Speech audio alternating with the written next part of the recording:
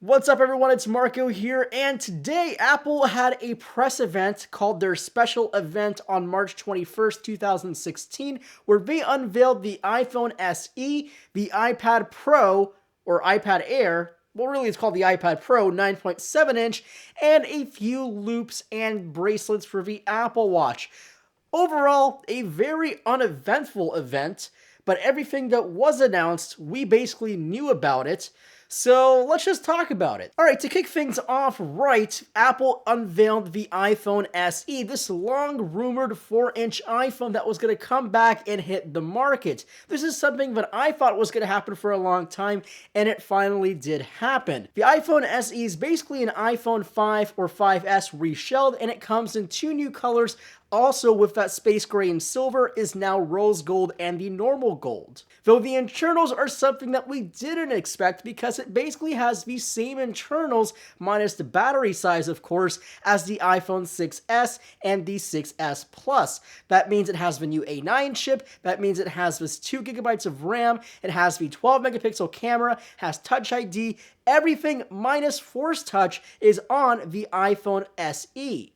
Is it a necessary phone? Probably not, but at a starting price tag of $399 for a 16GB iPhone, it's still not that inexpensive iPhone everybody wants, but it is more affordable than the iPhone 6S, and some people just like the smaller sized iPhone. Now, the other news from the Apple event today is the new Apple iPad Pro 9.7-inch.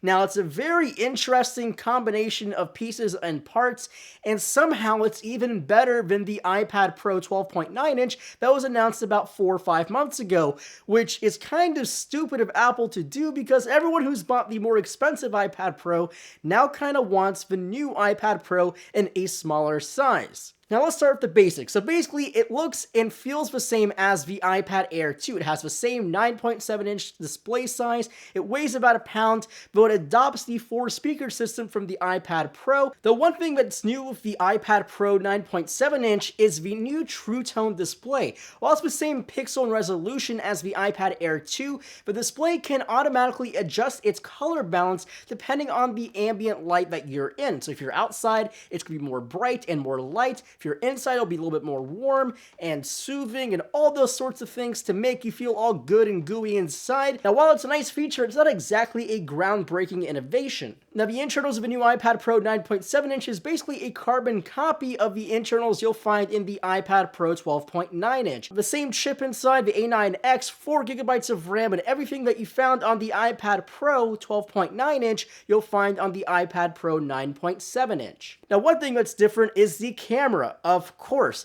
So Apple decided to put the camera from the iPhone 6S and now the iPhone SE into this iPad Pro 9.7-inch. That means a 12 megapixel 4K recording camera on the iPad Pro 9.7-inch, and there's a hideous hump, and they've now added a flash to the iPad Pro. Is that necessary? Absolutely not, but they also did update the front-facing camera to a 5 megapixel camera, up from a 1.2, so there is a nice balance. Though if I see anyone recording 4K video on an iPad Pro 9.7-inch, I will break it in front of them. Also announced today are price reductions for the iPad Air 2 and the iPad Mini 4. The iPad Mini 4 now starts at $269, and the iPad Air 2 now starts at $399. And last but not least, there are a few new bands available for the Apple Watch. Thankfully, there was no Apple Watch 2 announced today, which means anyone who has one of these can basically be happy for the next few months, at least. And the new bands are kind of interesting. They've also announced a price decrease on the Apple Watch. The Sport now starts at $299 for a 38mm and $349 for a 42mm. So that's basically a recap of what happened today at the Apple event. Again, pretty anticlimactic. Wasn't anything that we weren't expecting. And yeah, it was kind of boring. And the iPhone SE is now a thing. And the iPad Pro 9.7-inch is now a thing. And yeah, I'm yawning. I'm bored.